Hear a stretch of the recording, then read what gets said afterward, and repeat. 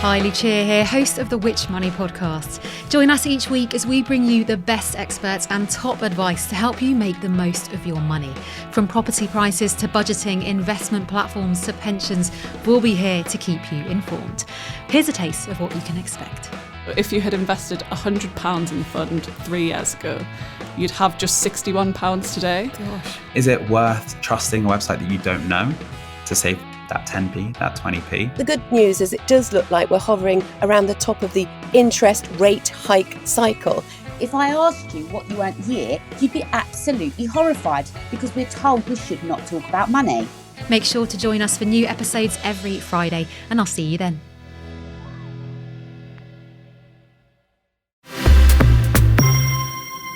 Hello and welcome, I'm Harry Kind. I'm Grace Farrell. And this is the brand new Get Answers podcast. This is the show that tries to get answers to all those questions we have about the everyday grind, whether that's your grocery shopping, buying a house, feeding the kids, or even picking out a coffin. We're talking to the very best experts out there to uncover the tips and tricks to living your best consumer life. When life gives you questions, which get answers. Now, as we speak, Christmas is just 4 or 5 weeks away and we're entering the busiest time of the year for shoppers. And unless you're incredibly well organised, that shopping period kicks off this weekend with Black Friday. But those viral videos of stampedes of Americans ransacking Walmart for a good deal are a thing of the past because the bulk of our Christmas spend happens online. According to a recent survey by Adobe Analytics, we're set to spend a huge £24.1 billion online between the 1st of November and the 31st of December, up from £23.5 billion last year.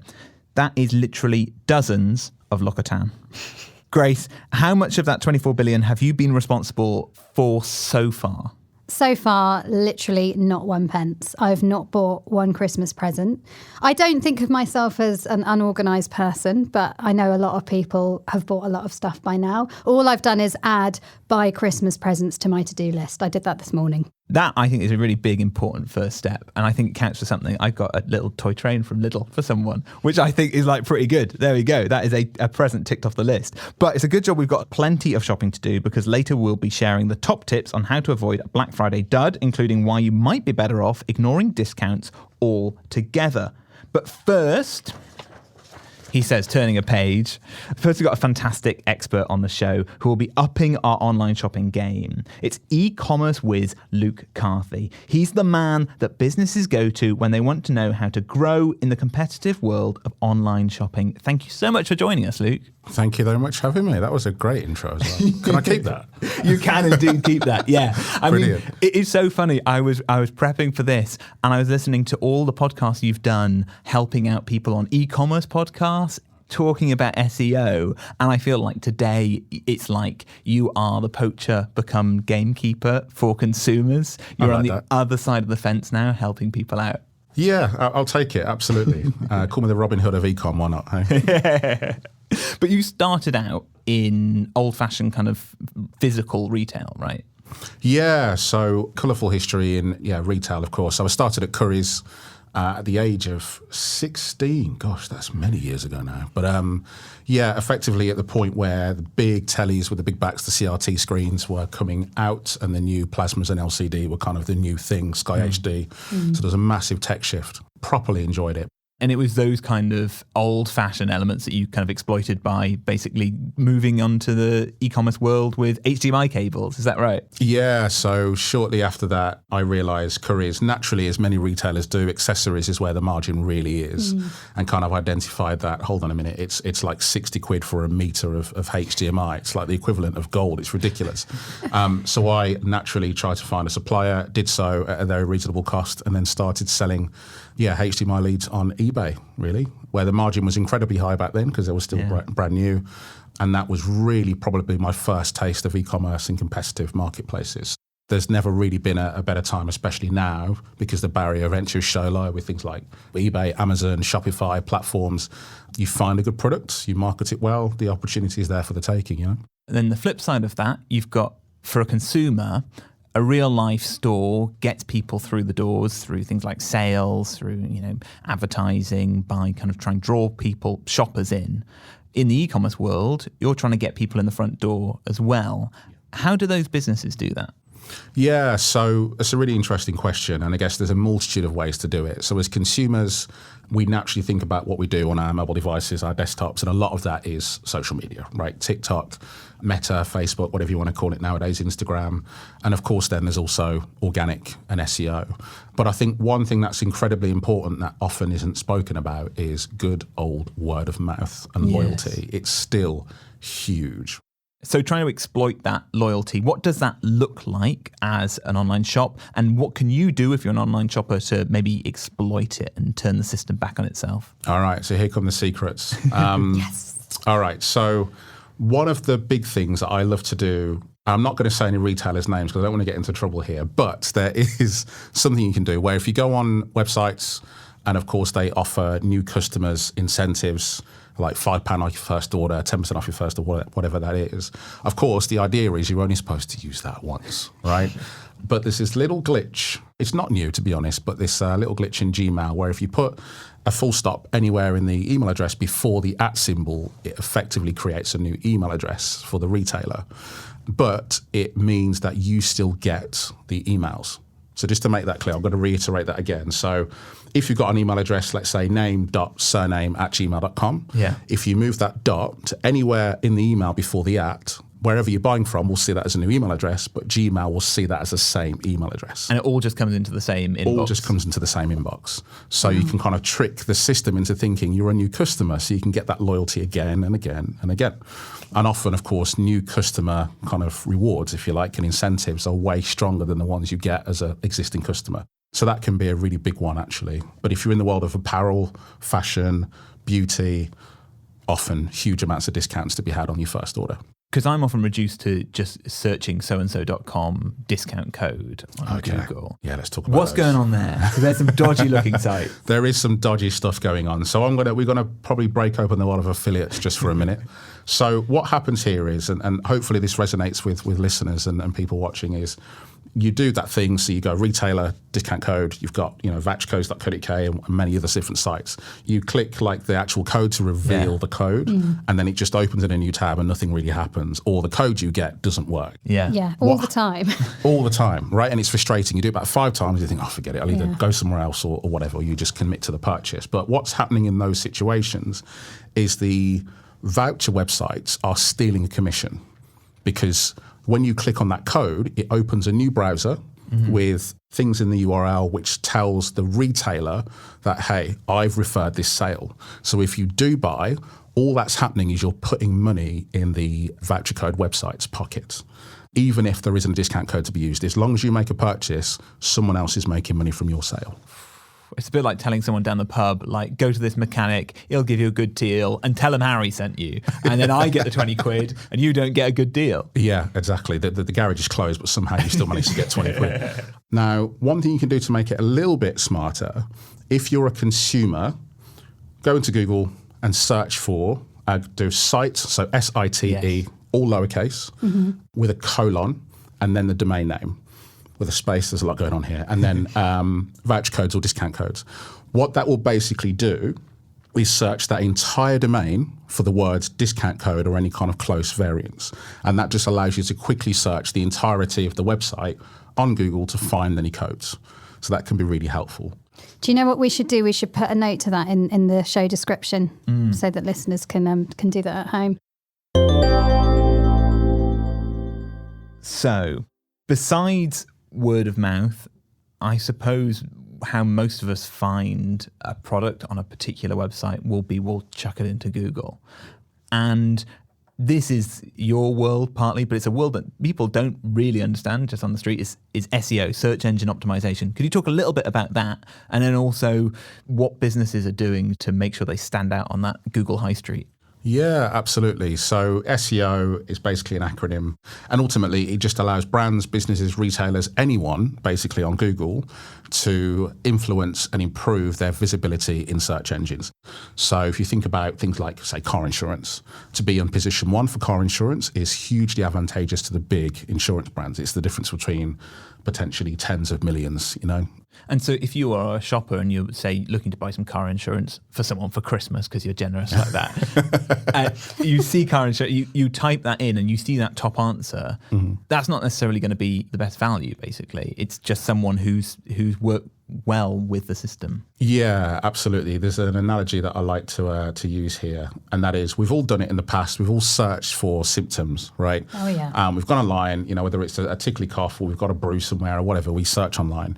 Now, what's really interesting here is I always believe that the conditions you see on the first page aren't the most accurate to your ailments. They're actually just the best optimized, right? So from an SEO perspective, you've kind of got this whole thing of thinking, actually, is this the best thing for me or is this just a thing from the biggest website? So if you're looking to buy something and you have a pretty good idea in mind of what you'd like, a brown corduroy shirt, if you search for that, you might get some more interesting results than if you just search shirt and then go through the options on a website, I suppose. Absolutely, yeah. And I guess also to your earlier point, Harry, just because something's not appearing at the top of the page, it doesn't mean that it's not a good website or has good products for sale that you actually want to buy. It's almost like you go into a lovely market town and you go down the high street and everything's all glitzy and glamorous. Just because you go down a side street doesn't mean that the shops are any worse. They're probably a bit better. They've got that niche thing that you're wanting for. They want me a bit specialised, I suppose. It's the same with Bing and Google.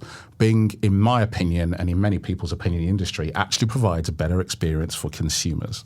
So just think about, I'm not saying use Bing blindly, but do a search in Google, do a search in Bing and see what works better for you. You might find some gems.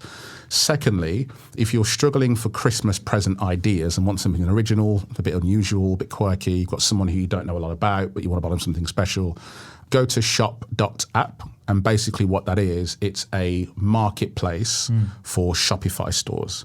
So it's basically Shopify's answer to eBay and Amazon. And Shopify, for those at home who've not experienced it, they probably have experienced it. What is Shopify? So Shopify is a software as a service package. It's basically a way that allows brands and retailers to sell their products online and basically create their own e-commerce store, so to speak.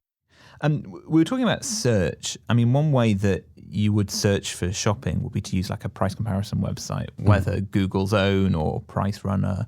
How do businesses kind of interact with those? And are you actually getting a good deal on those?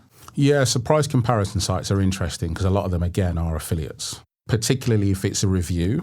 So you might see where you've searched for, best cycling helmets, for example, and you'll get this top 10 list. It's written by a publisher, and it's almost like a really kind of common format of these. You get a list of 10, you get an Amazon link, and then a price. They are often affiliates, and of course, where you've got affiliates involved, you have to kind of question, not the legitimacy, but the accuracy of the information. Are they only doing that because they make the most amount of commission, or is it a genuine kind of review that's going to be helpful? I think it's the same for price comparison sites. They're normally going to compare the sites that offer the best commission. So I would use them as a way to kind of give you a steer and kind of sense check whether it's a good or bad deal, but don't see it as a whole of market comparison of this is the best price. You still have to do the classic way of doing your homework, having a good look around the web, really. I mean, that doesn't leave you many options. What is that homework? How do you do that? So the best way to do it, particularly if you have a branded item, so if it's, if it's an iPhone, of course, it's quite specific. If it's Samsung or something like that. But if it's unique, that's a lot more difficult. But let's assume it's a branded item you can buy from many different places. If you throw the name of the product in quotes into Google or to Bing, it basically triggers an exact match search.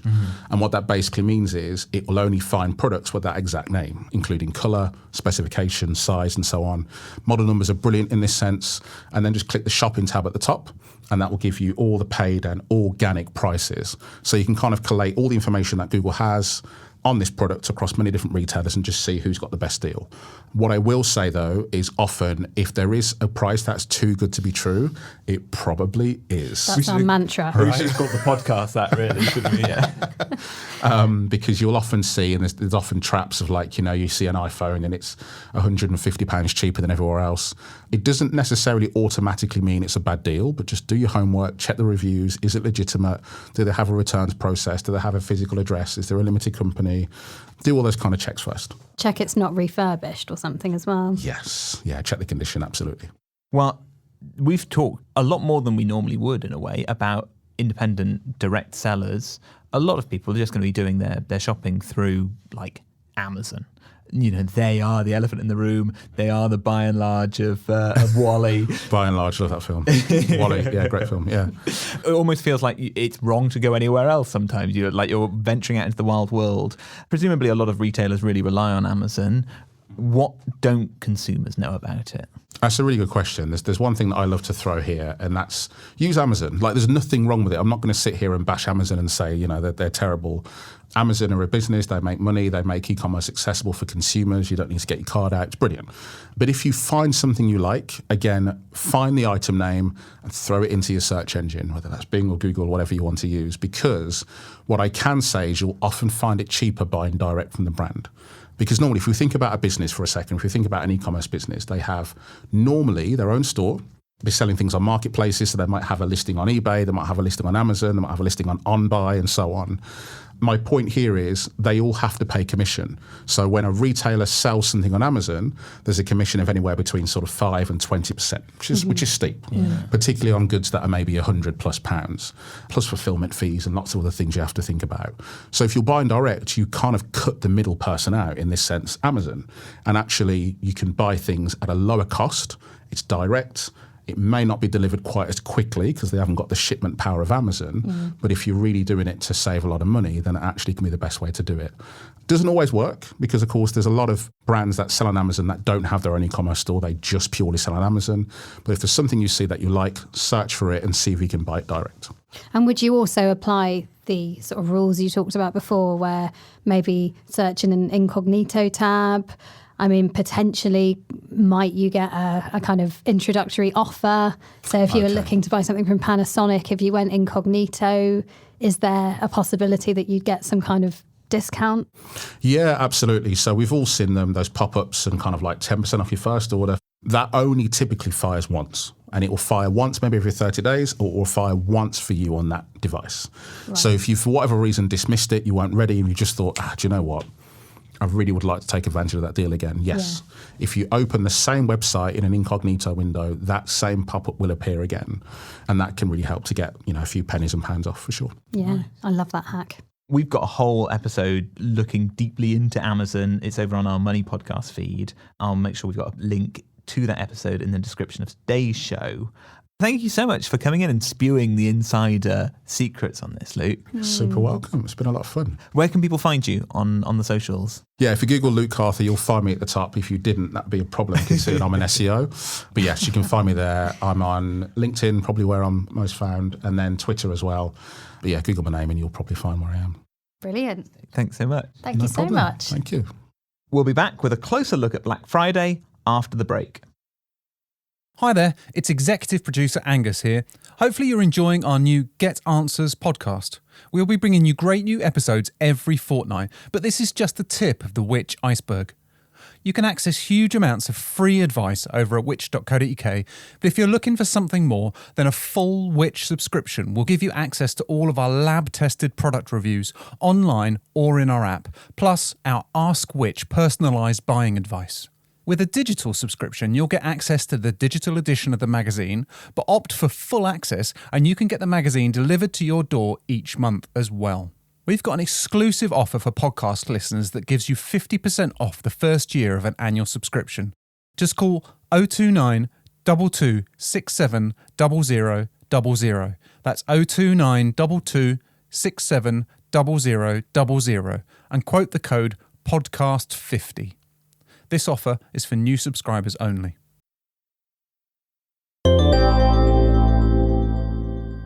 Welcome back to the Get Answers podcast. Now, it's not just Luke who knows how to play the system when it comes to buying online. Grace, you've got a Which hack that you're going to share. Yeah, you're right. Basically, earlier this year, the Which travel team did an experiment that found that it was cheaper to book Disneyland Paris tickets through the French website rather than using the British one. And I'm actually thinking that this might be the year that I take the kids to Disney. I've been saying it for ages. So I gave it a go just to see what happened. Here's how I got on. So I'll start with the English website. This is disneylandparis.com/ENGB. So, I want the New York The Art of Marvel Hotel. I want to go February half term. So I am going to book from the 10th. I'm going to stay for 3 nights, the 10th, the 11th, the 12th. So coming back on the 13th. So checking in on the 10th. I need 2 adults and I need 2 children. All right, so it's going to be £2,164.24 on the English site. I'm now going to go to the French site. So this is disney.fr. And of course, it's all in French. Price per person per night, €198.53, totaling €2,382.38. So if I booked it on the French website, I would be saving, let me do some more maths, let me open a new tab.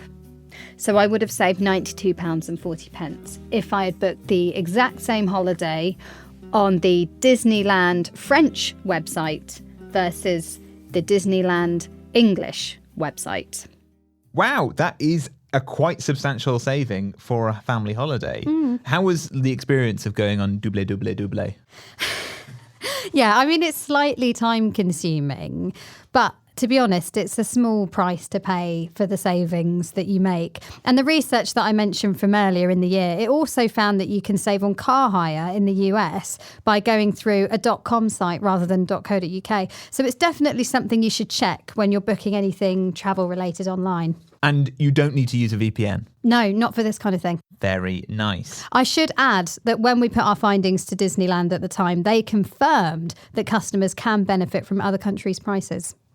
Of course, one of the biggest tools that online shops have in their box is Black Friday. But Grace, you've got some stats that suggest the deals are not all they're cracked up to be. Yeah, well, we did an investigation into this last year where we tracked the prices of 214 deals in the 6 months before and after Black Friday, and 86% of them have been the same price or cheaper in the 6 months before. So the deals you see are pretty meaningless most of the time. Emphasis on most of the time. I mean, there are some genuine deals to be found, and we actually list a lot of them on our website. And these are deals that we've analysed ourselves and can confirm are good. But generally speaking, most Black Friday deals that you see floating around aren't that great. So you shouldn't think that like a Black Friday price is the one and only time that you can get that best price. Oh, yeah, absolutely not. I mean, look at the price that you're being offered and ignore everything else. So ignore the was price. Mm-hmm. This is also called the anchor price, because it might have only been at that price for a short while before being dropped. And then it makes it look like the drop price is really cheap when actually it isn't at all. That makes sense. I'm sure I see stuff on Amazon all the time which never seems to be at the full RRP. It's always at a lower price. Yeah. And what I'd say for this kind of thing is to check a price comparison site. So Price Spy, it's got a really handy feature that lets you check the history of a specific product and how much it's been on sale for at different times and with different retailers as well. And Camel is another site that specifically tracks Amazon prices, which they're always changing.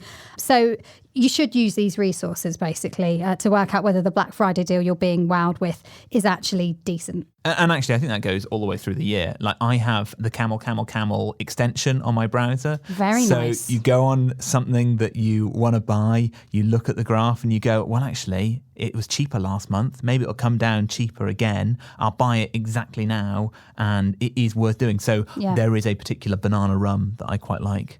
And I only ever buy that when it's at the bottom of the price graph. It is really worth doing.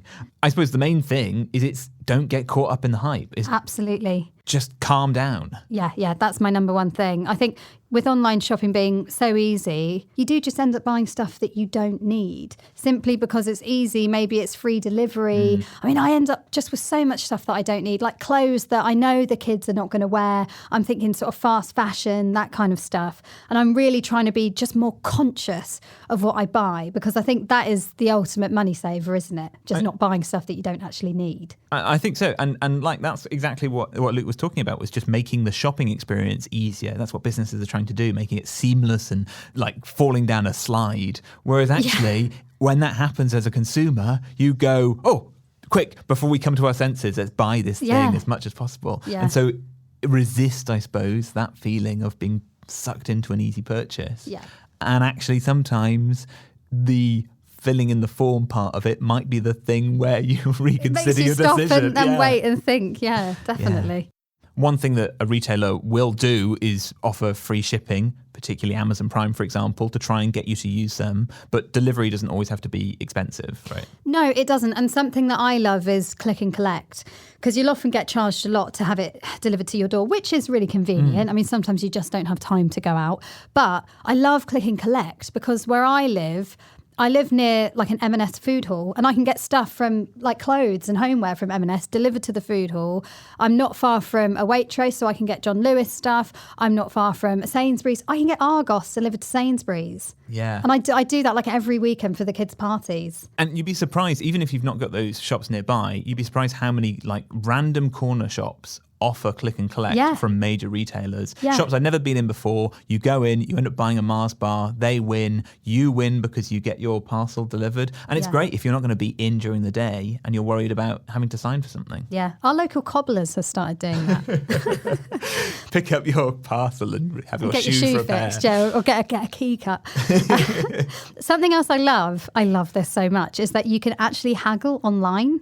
How? So if you want to buy from a specific retailer and you've seen a better price elsewhere, you can talk to the live chat bot and try and haggle them. Researchers did this at Which and got like 20% off. Wow. Yeah. Negotiating with it. I suppose you can just walk away very easily on a chatbot. Yeah, and you lose nothing by trying. Yeah. We talk about haggling all the time. People are so scared to do it, but it really is worth trying. I think that's the thing, is that actually these are businesses. These are just human beings trying to sell stuff. And whether it's down the market or whether it's through one of the big platforms, it's the same principle. They want to get you through the door, but there's always a bit of margin that they can take off. And if you become a loyal customer, then cha-ching for your lifetime. Yeah, exactly. Fantastic. Right, to finish. Grace, I asked you earlier on, have you started your Christmas shopping yet? But are you now going to actually reapproach how you look at your Christmas shopping now?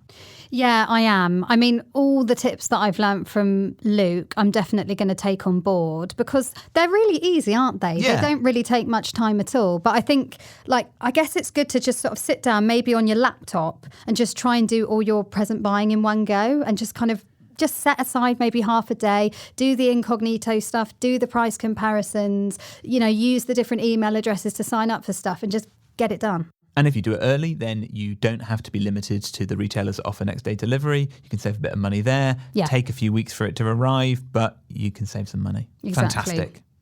And of course, the very best specific Black Friday deals will be available and updated live on the Which website, which.co.uk, absolutely for free. So check those out next weekend. Well, that's it for this episode of our new fortnightly Get Answers podcast. We're here to help you, so please let us know what you thought and what you'd like to hear a bit more of. And we really appreciate it if you could give us a rating or even a review if you're feeling generous. If you want to make yourself more popular, you could also share this episode with friends and family who might find it useful. Word of mouth. Grace, what are we up to next time? So next time, we're going to be well and truly in Christmas mode. We're looking at how we can make our cash go further and making sure we're splashing out on the right things. So we'll be sharing our taste test results so you know which supermarket to go to for your fizz and your mince pies. And we've also got a load of gift ideas that have been chosen by our experts based on what's trending at the moment. This is an episode you really don't want to miss, as it's a bit of a one-stop shop really for all things Christmas. And I hope we have a full bottle of champagne for that episode. Let's do it. Excellent. We'd love to hear your Christmas traditions and ways that you like to save money over the festive period. If you've got, though, a consumer question that you'd like some answers to, we're always open to ideas, so email us at podcast@which.co.uk or give us a shout on our socials @whichuk. And do check out our other podcasts as well. Search for Which Money and Which Shorts wherever you're listening. And we've got more answers to all manner of questions, like the ones you've heard in this episode, over on the Which website. Today's Get Answers was presented by me, Harry Kind, alongside Grace Farrell, produced and recorded by Rob Lilly, and edited by Eric Breer. And thanks again to our wonderful guest, Luke Carthy. We'll see you next time. Goodbye. Bye.